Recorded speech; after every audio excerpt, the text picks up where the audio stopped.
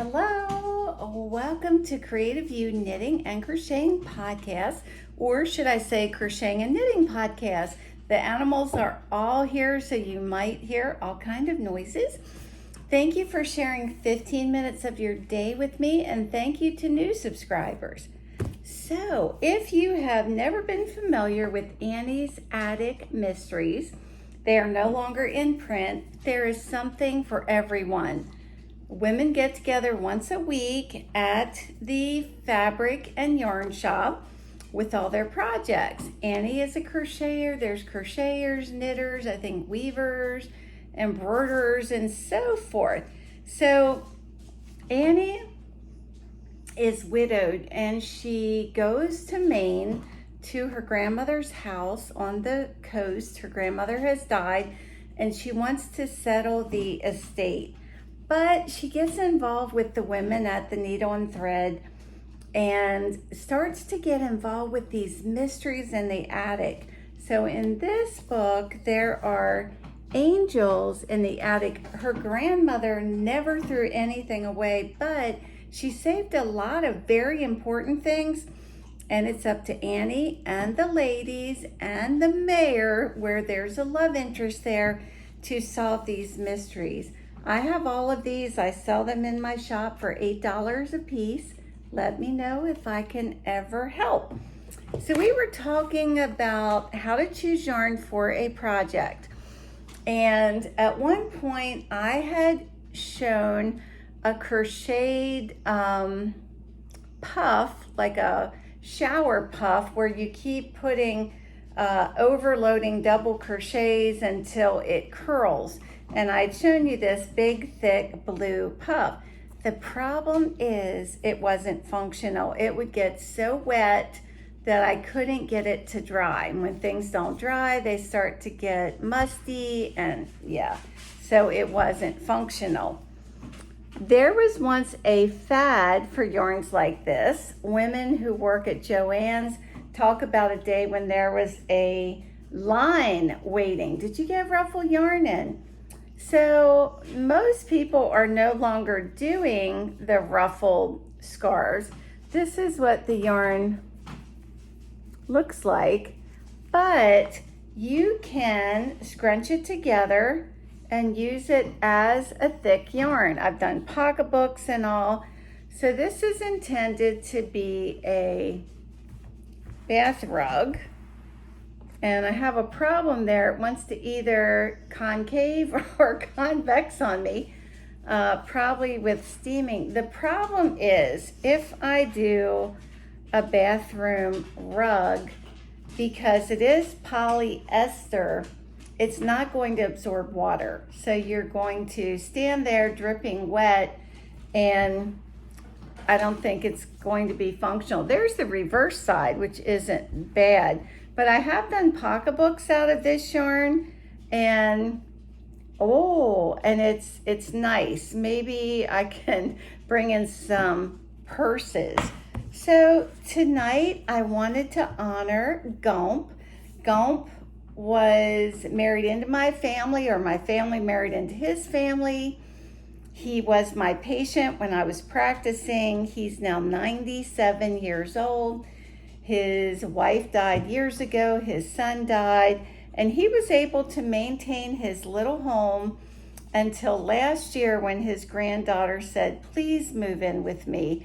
He's very arthritic, his fingers are gnarled. He is a self-taught artist, and he's been known to just paint churches and town historical sites and just donate them. Wanted to show you some of the things that I purchased from him. There's the Eastern Bluebird. He is completely self-taught. He said when he was a boy and they would go camping or fishing, he would find wood stumps and blacken them with matches and use those to draw. So if you were stuck, say at a campsite for a week with nothing to do, but you had yarn, could you create a crochet hook? One thing I've noticed about crafters, they don't like to just sit. Some people, they don't see a problem with just sitting, but crafters think, oh, that's an hour that I could have been working on this. And I remember watching a podcast one night, and this young woman was saying, this was in France, she had a 2-hour delay for the train, and she said, oh, if I would have had my yarn and my needles.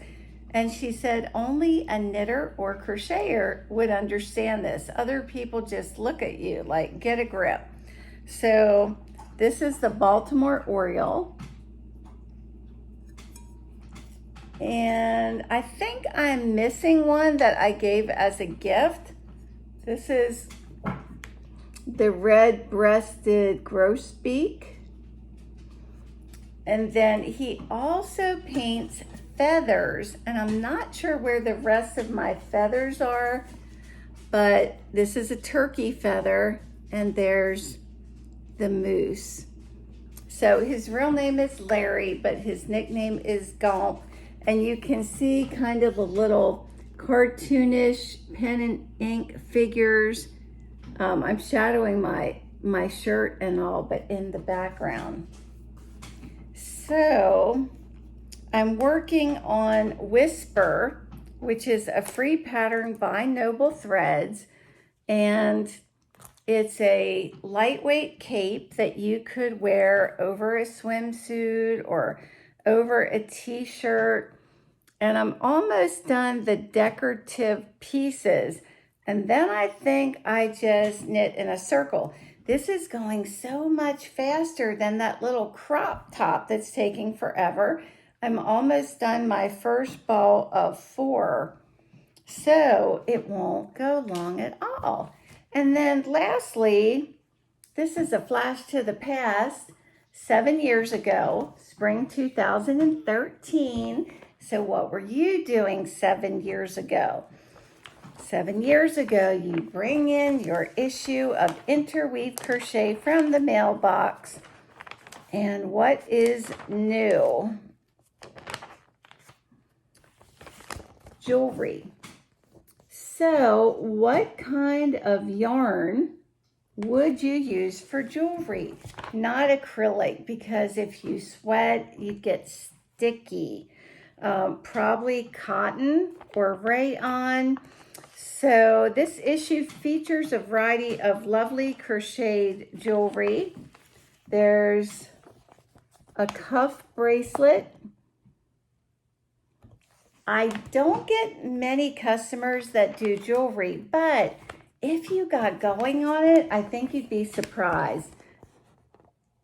There's another cuff bracelet, necklaces. I think you'd be amazed how much you would want to make more and more and more. So this calls for like a thin size 10 crochet thread. Customizing gloves. So the big thing, of course, now is fingerless mitts, but there is something so nice about a thin pair of gloves. Oh, I thought that was a mosquito. We are getting these huge mosquitoes right outside our front door. I can't stand mosquitoes. That is a really nice looking crocheted top. I think one time I talked about design. So in design, and it could be a blanket or a top, there's something called a high horizontal. So if you divide your sheet of paper or your blanket or whatever into thirds, this would be 2/3, this would be 1/3.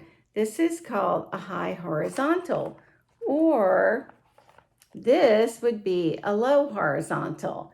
And turning this way again, it's much more interesting design when 2/3, 1/3, or 1/3, 2/3. And they actually have another low horizontal as the chair cuts across. I also like the Bloomsbury top. That would be fun. And so even though it's been 7 years ago, these things seem modern. the Yado, and I do not know what the word Yado means. The Yado cardigan, and that is Tunisian because, how do I know that? Because it calls for a Tunisian hook. Now I'm thinking I'm getting bit by a mosquito, just the power of suggestion. The undefined cowl, which is kind of hard to see that, but there's the pattern. So far, a very nice, there is a sleeveless pullover or a vest. I have something similar to that. I love it. I wear it all the time. It's made out of cotton. And here they're showing it with a dress. It would be nice when they name things funky names like Yado cardigan if they told you what that word meant. And I like these tops too. So I haven't seen anything in here yet that seems outdated. Little girls' dresses. And with the cost of patterns, magazines make a lot of sense. That is very cute. Oh, look at the cute little flower. Oh, that is very nice. And then thus are the directions. I think we're, no. That's an advertisement, but look at that beautiful crocheted sweater. I know a lot of people are into PDF patterns, but I love my books. Recently, I was ordering a book on eBay and I thought, oh, that's so cheap. And then I saw PDF file. Oh, I want a book. I want a book that I can read, that my husband can read. Now there is an apron. I'll leave that up to you, but somehow dropping food on a crocheted apron, I'm not so sure. This book just goes on and on. Look at the two shawls. And when I showed you the dishcloths yesterday, Sharon said, I get tired of all these shawls and things. I'd like to see more things for the home. And there's a skirt. And the last time I checked, 10% of crafting, only 10% was done for the home. And there is a cute little, I guess, dress over a dress. You would have to wear that they call that vintage, the Calypso clutch. So what is it lately with Calypso? I did the Calypso shawl. I'm doing a long crocheted one. That is also the Calypso shawl. And now the Calypso clutch. And some useful information and articles. So that is Interweave Crochet Spring of 2013. And if I had to pick even 3 things I wanted to make, I would be hard pressed. So in my small garden, I don't have a lot. My irises are really big. They're purple. The pink peonies look like big watercolor flowers. And the roses, I only have 1 bush, but that is blooming. And it seems like if you plant things year after year, when spring comes, every day, your garden gives you something. You say, oh, look, those little white flowers are blooming. They just seem like gifts that you get. So thank you for spending some of your time with me. And I will see you the next time. Keep that big smile. And those smiles come from the inside out. You can always tell fake smiles. And God can be a source of that inner joy. So as my slogan goes, shine, baby, shine. I'll see you the next time.